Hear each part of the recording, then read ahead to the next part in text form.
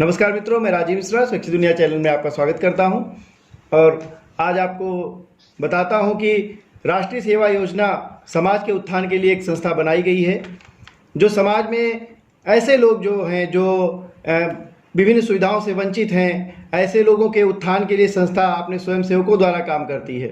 इस समय जब पूरे देश में कोरोना संकट छाया हुआ है, तब संस्था अपने तमाम सारे जो वॉलंटियर्स हैं, विभिन्न कॉलेजों में हैं, आपके माध्यम से संस्था लगातार काम कर रही है। और सबसे बड़ी बात ये है कि हमारे देश के जो प्रधानमंत्री महोदय हैं, उन्होंने भी अपने उद्बोधन में कई बार संस्था के कार्यों का, संस्था के महत्व का जिक्र किया हुआ है।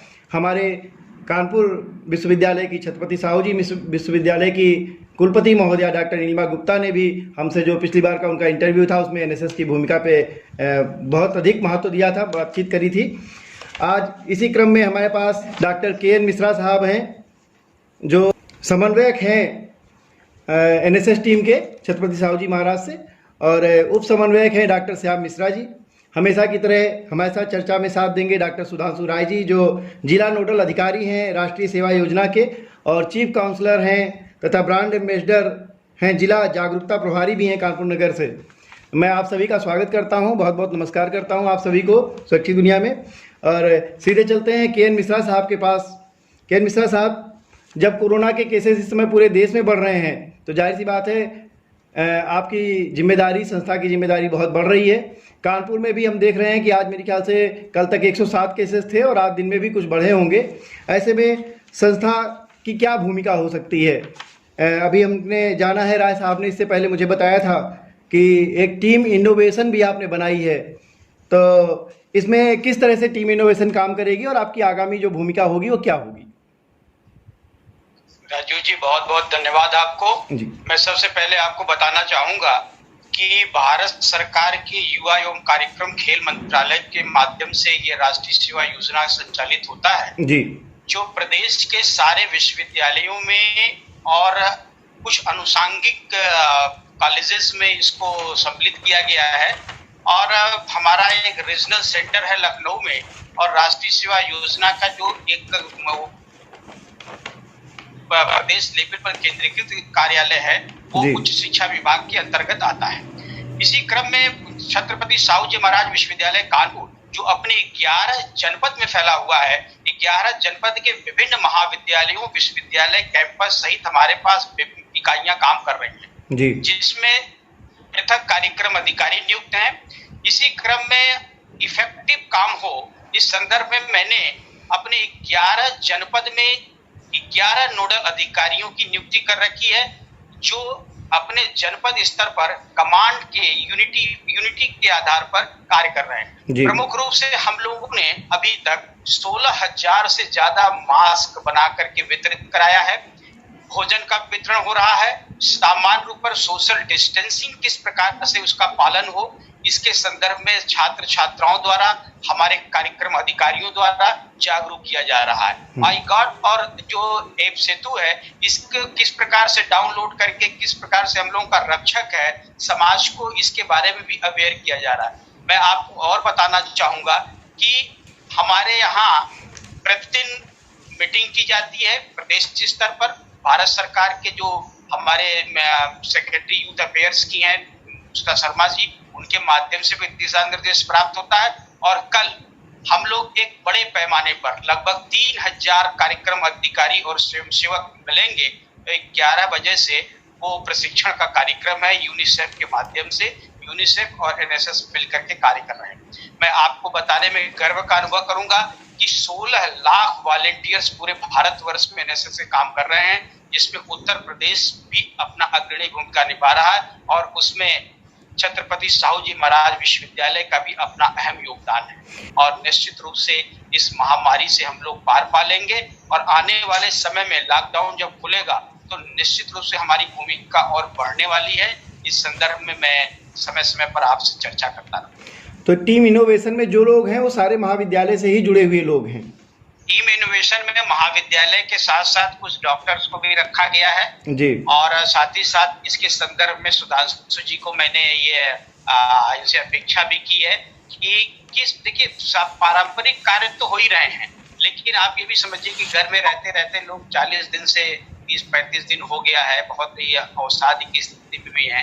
तो क्या और नया किया जाए, किस प्रकार से लोगों को इस जाल से निकाला जाए, इसके संदर्भ में विचार विमर्श करके, और पूरा अधिकार है इन्हें कि एक किस व्यक्ति को जोड़ सकते हैं उसमें, और साथ ही साथ हम लोग एक टीम वर्क के रूप में काम करें, उसमें नए निवेशन है। मैं समझता हूँ कि आप लोगों की भूमिका भी हम लोगों के लिए बहुत महत्वपूर्ण है, और आपका अगर साथ मिलता है तो निश्चित रूप से हम लोग इसको और बेहतर कर पाएंगे। बहुत अच्छी जानकारी दी सर। मैं सीधे सुधांशु राय साहब के पास चलता हूँ। सुधांशु राय साहब, टीम इनोवेशन के बारे में बताइए, और कैसे लगता है कि जब 3 मई के बाद खत्म होगा या लॉकडाउन थोड़ा बढ़ता है उसके बाद कैसे हम लोग एनएसएस की भूमिका पे जो है कैसे काम कर पाएंगे? क्या लगता है कि ये एनएसएस अपनी जो भूमिका है वो कैसे निभा पाएगी और अच्छे से, क्योंकि लॉकडाउन के बाद भी एक दूसरी समस्याएं आएंगी जिससे हमको लड़ना पड़ेगा।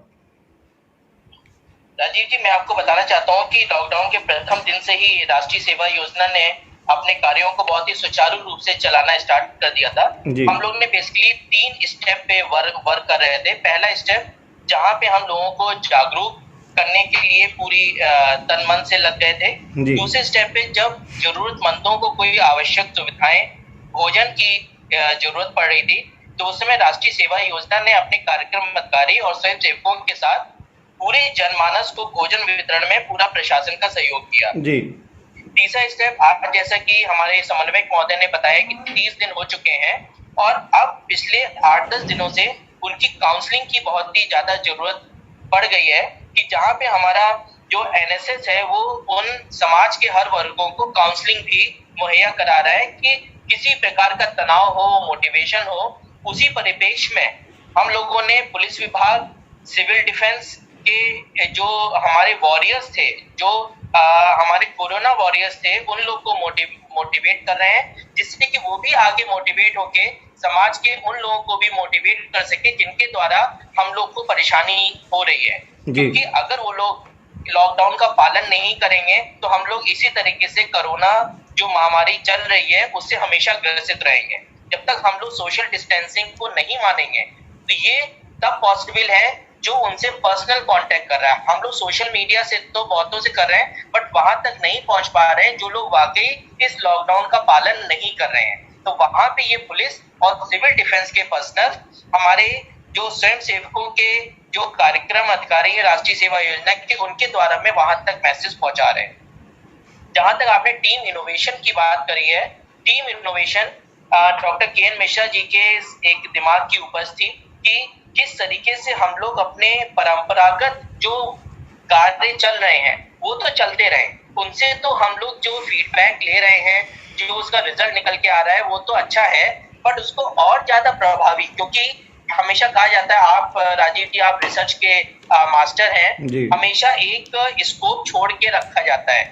हमेशा जब भी कोई रिसर्च करी जाती है तो आगे के लिए एक स्कोप, उसी तरीके से राष्ट्रीय सेवा योजना जो कार्य कर रही है उसके बाद एक और स्कोप है जहां पे हम लोग, मैं डॉक्टर श्याम मिश्रा जी भी उसी के एक पार्ट हैं, जहां पे हम लोग डिस्कस करके एक नई कार्य योजना कि कैसे हम लोग नए इनोवेटिव तरीकों को अडॉप्ट करें और उसके द्वारा समाज की जरूरतों को पूरा करें, क्योंकि राष्ट्रीय सेवा योजना एक तरीके से समाज की जरूरतों को पूरा करने के लिए बनाया गया एक राष्ट्रीय संगठन है जो कि उस शिक्षा मंत्रालय, विश्वविद्यालय सभी से संबद्ध रहता है और समाज के लिए कार्य करता है। तो इनोवेशन में 7 लोगों की अभी टीम बनी है, उसमें हम लोग और भी लोगों को जोड़ते हैं, क्योंकि इनोवेशन में आपका कोई लिमिटेशन नहीं होती है। जो लोग भी अपने नए आइडियाज देंगे वो नए आइडियाज को इसमें जोड़ते हुए और उसकी नई भूमिका को बनाते हुए ये टीम एक मॉडल टीम के रूप में कार्य करने के लिए तैयार है, जहां पे हम दूसरों के लिए एक बेस मॉडल तैयार करते हैं कि इस तरीके से कानपुर विश्वविद्यालय ने समन्वयक महोदय की अध्यक्षता में ये कार्य किया है, उसी तरीके से दूसरे विश्वविद्यालय भी इस कार्य योजना को अपनाएं। जी नहीं, बहुत बढ़िया बात है। और जो ये बात आपने कही कि हमको आगामी योजना पे भी एक कंसेप्ट छोड़ के रखना पड़ेगा, एक कोई विकल्प छोड़ के रखना पड़ेगा, क्योंकि जो चीज़ डार्क मोड में है हमें पता नहीं है कि जो उजाला होगा वो किस तरह का उजाला होगा। मैं डॉक्टर श्याम मिश्रा साहब के पास चलता हूँ कि जो टीम इनोवेशन बन रही है तो एक फेज़ तो ये है कि भाई जहाँ पे हम अभी इसको लॉकडाउन थोड़ा बढ़ रहा है या घट रहा है, जैसे भी ये हम यहाँ पे काम कर रहे हैं, लोगों की मदद कर रहे हैं, मास्क वितरण कर रहे हैं, लेकिन जब ये ख़त्म होगा तब दूसरा फेज़ चालू होगा, और वो एक बहुत महत्वपूर्ण फेज़ होगा क्योंकि देश अभी मौजूदा स्थिति से पीछे जा चुका होगा। तो क्या लगता है कि आपकी जो रिसर्च है या जो एनएसएस का जो एक उद्देश्य है, किस कार्य योजना को लेके आप चल रहे हैं, किस तरीके से, क्या लगता है आपको श्याम मिश्रा जी? श्याम मिश्रा जी से जुड़ाव ना हो पाने के कारण मैं के.एन. मिश्रा साहब के पास चलता हूं कि वे इसका जवाब दें। आपका प्रश्न बहुत सामयिक और बहुत मौजू है कि लॉकडाउन खुलने के बाद देखिए एकदम से बिल्कुल भीड़ बढ़ेगी जी, और सोशल डिस्टेंसिंग का पालन अभी कम से कम 6 महीने तक तो करना ही होगा हमें, जो अपना एक आइडिया लग रहा है। बिल्कुल, प्राइम मिनिस्टर ने भी अभी थोड़ी देर पहले भी अपनी बात में कहा है दिशा निर्देश में। तो अब इसके लिए सबसे बड़ी जरूरी है कि एनएसएस के माध्यम से हमारे वॉलंटियर से कम बैंक है, बीमा कंपनियां हैं, दवा की दुकानें हैं या बाजार है, और सारी जगहों में किस प्रकार से उसको, देखिए पुलिस फोर्स इतनी हर जगह नहीं रह सकती, नहीं है सर, या यूं कह लीजिए वॉलंटियर्स की जरूरत बहुत ज्यादा पड़ेगी। तो ऐसी स्थिति में हमारी भूमिका बहुत ज्यादा बढ़ जाएगी कि लोगों को सोशल डिस्टेंसिंग का पालन कराया जाए। इस संदर्भ में मैं आपसे अपनी बात शेयर करना चाहूंगा कि अभी से हम लोगों ने अपने वॉलंटियर से कह रखा है कि एटलीस्ट कम से कम 10 घरों में प्रतिदिन 10 घर को आप टच करिए लॉकडाउन का पालन करते हुए, और उनको ये बताइए कि जब भी ये लॉकडाउन खत्म होगा तब आप घर से बाहर निकलें, लेकिन इसका मतलब नहीं कि एकदम से आपको कोरोना से आजादी मिल गया। सोशल डिस्टेंसिंग का पालन करिए और पैनिक होने की जरूरत नहीं है। सामान खूब है, सामान के लिए आप मत भाग दौड़ करिए। देखिए लॉकडाउन में हर आदमी को कुछ न कुछ मिल ही जा रहा।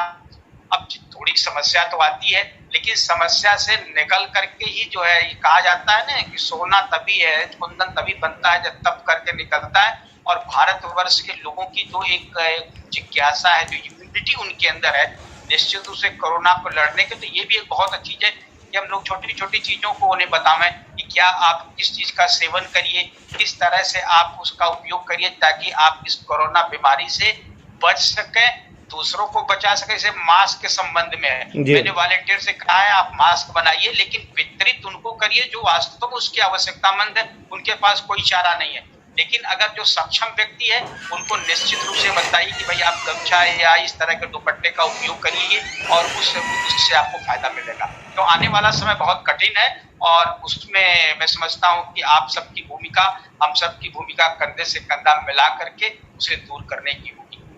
कुछ जी ने बताया कि जो आपका प्रश्न था वो बहुत, मेरे ख्याल से आज की डेट में सबसे एक अहम प्रश्न है कि जब ये लॉकडाउन खुलेगा तो लॉकडाउन खुलने के बाद हर आदमी भागेगा जी, और भागने पर मेरे ख्याल से इस समय तो सर डॉक्टर मिश्रा जी भी, डॉक्टर के.एन. मिश्रा जी भी इससे वाजिब हो सकते हैं कि उस समय जब आज की डेट में पुलिस हमारे ऊपर कंट्रोल कर रही है, प्रशासन हमारे ऊपर पूरे रिस्ट्रिक्शन बनाए हुए हैं, अगर उस समय रिस्ट्रिक्शन नहीं होगा तो वॉलेंटियर ही हमारे सबसे इम्पोर्टेंट पार्ट प्ले करेंगे।